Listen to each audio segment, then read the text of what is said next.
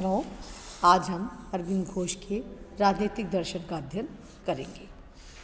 अरविंद के राजनीतिक विचारों का मूल आधार उनकी आध्यात्मिक आस्था है। राजनीति के आध्यात्मिकरण का उनका प्रयास उनके अंतःकरण की प्रेरणा से उत्पन्न हुआ है। उनके विचारों को विवेक के माध्यम से अथवा वैज्ञानिक कसौटी से नहीं परखा जा सकता। इसके लिए आस्थम श्रद्धा की आवश्यकता है। वे यूरोप की बौद्धिक प्रगति को भारत की आध्यात्मिक चेतना में सम्मिलित करना चाहते हैं, पर ब्रह्म को जगत के साथ, जीव को आत्मा के साथ, रहस्यवाद को राजनीति के साथ एकाकर कर अरविंद ने शाश्वत आध्यात्मिक मूल्यों को क्षणिक किंतु महत्वपूर्ण राजनीतिक स्वतंत्रता एवं सामाजिक गत्यात्मक के मूल्यों से जोड़ दिया। इनके हम राजनीतिक चिंतन को निम्न बिंदुओं से समझ सकते हैं। पहला, उग्रवादी विचारक एवं निष्क्रिय प्रतिरोध के समर्थक। अरविंद उग्रवादी विचारक थे। भारतीय स्वाधीनता संग्राम में उन्हें उदारवादियों की प्रार्थना एवं याचिका की नीति पसंद नहीं थी। वे भारत की स्वाधीनता के प्रबल पक्षधर थे। इससे कम राजनीतिक लक्ष्य को भारत की महानता के विपरीत मानते थे। उनके अनुसार प्रत्येक राष्ट्र को स्वाधीन रहने का अधिकार है। फिर भारत को पराधीनता में जकड़े रखना और एक घटिया प्रकार की सभ्यता में परिवर्तित करने का विदेशी प्रयास कैसे सहन किया जा सकता है। उन्होंने भारतीयों के अंग्रेजों के साथ संबंधों को ईश्वरीय वरदान नहीं माना था। वे तो उनसे पूर्ण मुक्ति चाहते थे। उदारवादियों की ब्रिटिश न्यायप्रियता में निष्ठा उन्हें पसंद नहीं थी। वे निष्क्रिय प्रतिरोध की पद्धति द्वारा भारत की स्वाधीनता का उपदेश दे रहे थे। निष्क्रिय प्रतिरोध से उनका तात्पर्य क्या था कि किसी अहिंसक आंदोलन से नहीं था। उनकी दृष्टि में राष्ट्र अपनी स्वतंत्रता प्राप्ति के लिए हिंसा का मार्ग भी अपना सकता है। स्पष्ट है, गांधी जी की नीतिक धारणा में उनका विश्वास नहीं था। वे राष्ट्र की स्वतंत्रता को सर्वोपरि मानते थे। वे इसके लिए गीता के शास्त्र धर्म का अनुसरण ही उचित मानते थे। वे साधुव्रति एवं नैतिकता पर राजनीति को आहित करना कायरता का चिन्ह मानते थे। श्री कृष्ण के संदेश को पूर्ण से स्वीकार करते थे और आवश्यकता होने पर राष्ट्रीय शत्रुओं का संहार करना धर्मयुद्ध मानते थे। सशस्त्र विद्रोह एवं असहयोग को वे सर्वाधिक उपयुक्त राजनीतिक पद्धति मानते थे। अरविंद ने देशवासियों को कांग्रेस के नरम नेतृत्व को अस्वीकार करके निष्क्रिय प्रतिरोध की पद्धति का अनुसरण करने का आमंत्रण दिया। स्वाधीनता के लक्ष्य तक पहुंचने के लिए उन्होंने निष्क्रिय प्रतिरोध के साधन को सर्वोत्तम बताया।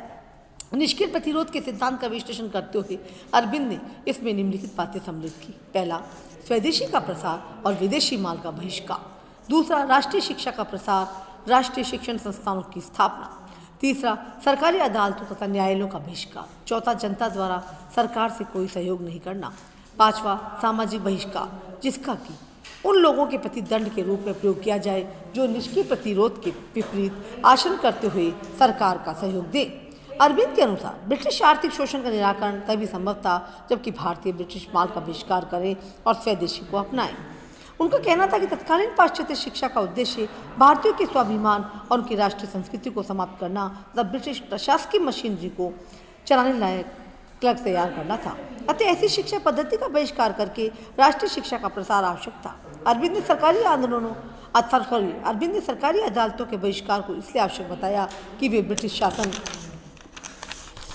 के प्रति निष्ठा उत्पन्न करने में सहयोगी थी और भारतीयों में परावलंबन की भावना का विकास करती थी।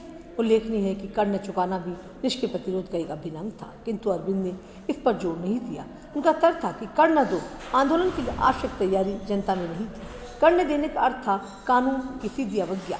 सरकार ऐसे आंदोलन को निर्ममतापूर्वक कुचलकर जनता के जोश को ठंडा कर सकती थी। इसके विपरीत सरकारी स्कूलों के बहिष्कार, न्यायालयों के बहिष्कार, स्वदेशी के प्रयोग आदि से कानून की कोई अवज्ञा नहीं होती थी।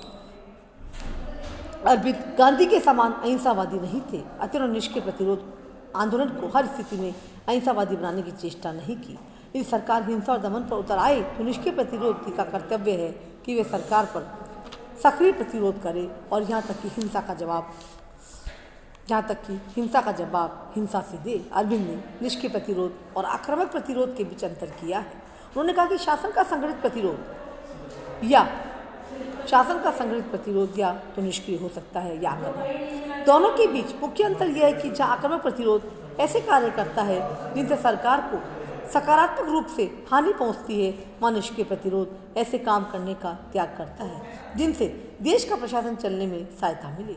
निष्क्रिय प्रतिरोध भारत जैसे देश के लिए सर्वाधिक अनुकूल है, जहाँ सरकार अपने कार्यकलापों के लिए शासितों के स्वेच्छापूर्ण सहयोग पर निर्भर करती है। अरविंद के शब्दों में यदि सहायता और मौन स्वीकृति क्रमशः सारे राष्ट्र में वापस ले ली जाए तो भारत में अंग्रेज सत्ता का कायम रहना बहुत कठिन हो जाएगा। यह एक ऐसा हथियार है जो भारत में ब्रिटिश शक्ति की जड़ें काट सकता है और अगर अपेक्षित कुशलता और धैर्य से इसका उपयोग किया जाए तो यह भारत में अंग्रेजी राज्य को समाप्त कर सकता है। दूसरा हमारा आता है आध्यात्मिक राष्ट्र, यानी अरविंद ने समय की आवश्यकता के अनुरूप राष्ट्रवाद को एक शुद्ध धर्म के रूप में प्रतिष्ठित करने का प्रयत्न किया है। अरविंद के विचारों का राष्ट्रवाद वसुधैव ऋग्वेद उपनिषदों के उपदेशों पर आधारित है। वे सनातन धर्म को राष्ट्रवादी मानते हैं। उनका क्या मानना था कि हिंदू राष्ट्र सनातन धर्म के साथ उत्पन्न हुआ है और उसी के साथ ही चलायमान और विकसित है। जब सनातन धर्म का हास होगा तभी हिंदू राष्ट्र भी अवनति की ओर बढ़ेगा। यदि सनातन धर्म नहीं होता तो हिंदू राष्ट्र भी जीवित नहीं रहता। राष्ट्र के रूप में भगवान का अवतार होता है। राष्ट्र अमर है। भारत के 30 करोड़ निवासी ईश्वर हैं। इसे धन भूभाग तथा जनसंख्या से नहीं नापा जा सकता। अरविंद ने क्या कहा है, राष्ट्र क्या है, हमारी मातृभूमि क्या है, वह भूखंड नहीं है, वाक विलास नहीं है और न मन की कोरी कल्पना, वह महाशक्ति है जो राष्ट्र का निर्माण करने वाली कोटि कोटि जनता की सामूहिक शक्तियों का समाविष्ट रूप है।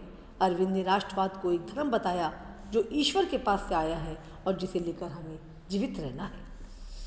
अरविंद राष्ट्र तथा राज्य को पृथक पृथक कर रखने में विश्वास करते थे। राष्ट्र को आध्यात्मिकता का अर्थपूर्णांग मानते थे, जबकि राज्य को वे यंत्रवंती स्वीकार करते थे।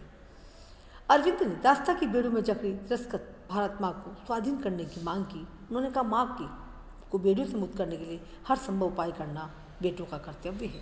उनका क्या मानना था कि भारतवासियों केवल भारत की आत्मिकता, भारत की साधना, तपस्या, शान और शक्ति ही हमें स्वाधीनता महान बना सकती है। अरविंद ने भारत को अपने आध्यात्मिक अतीत का ज्ञान कराना चाहा। अरविंद का विचार था कि मानव जाति को आध्यात्मिक जागरण में भारत को अनिवार्य भूमिका निभानी है। उसे समस्त भूखंड को एक दिव्य संदेश देना है। यह तभी हो सकता है जब भारत स्वाधीन हो। पूर्ण स्वराज्य सच्चे भारतीय राष्ट्रवाद का लक्ष्य हो सकता है, उससे कुछ कम नहीं। अरविंद ने ऐसे समय देश की पूर्ण स्वाधीनता का नारा क्यों दिया जिस समय की वह विचारहीनता व्यवहारिक माना जाता था। उनकी रचनाओं से तो पहली बात तो ये मालूम पड़ती है कि अपने आदर्शवादी और आध्यात्मिक दृष्टिकोण के अनुसार वे मातृभूमि को देवी माता समझते थे और उनकी मुक्ति के लिए शक्ति भर संघर्ष करना उनकी संतानों का प्रथम कर्तव्य मानते थे। उनका विचार था कि भारत का स्वतंत्र होना केवल उसी के हित में नहीं बल्कि संपूर्ण मानव जाति के हित में था। अरविंद राष्ट्रवाद को देशभक्ति से अधिक व्यापक अवधारणा के रूप में मानते थे। उनका दृष्टिकोण केवल राजनीतिक न होकर आध्यात्मिक था, किंतु राष्ट्रवाद का धर्म के साथ संयोजन अथवा आध्यात्मिक राष्ट्रवाद का विचार संकीर्ण पुनर्जागरणवादी विचार नहीं था। वे अंतर्राष्ट्रीय धरातल पर राष्ट्रवाद को प्रस्तुत करना चाहते थे। उनका राष्ट्रवाद केवल हिंदू राष्ट्रवाद नहीं था। अरविंद ने अपने राष्ट्रवाद के आध्यात्मिक स्वरूप को भारत की प्राचीन संस्कृति के स्रोतों पर तो आधारित किया ही है, किंतु साथ ही मानवतावादी रूप भी दिया है। करण सिंह के शब्दों में उनकी मान्यता उन्हें संकीर्ण राष्ट्रवादी की श्रेणी में रखकर राष्ट्रवाद के नवीन व्याख्याकार एवं परमोदार राष्ट्रवादी विचार के रूप में प्रस्तुत करती है।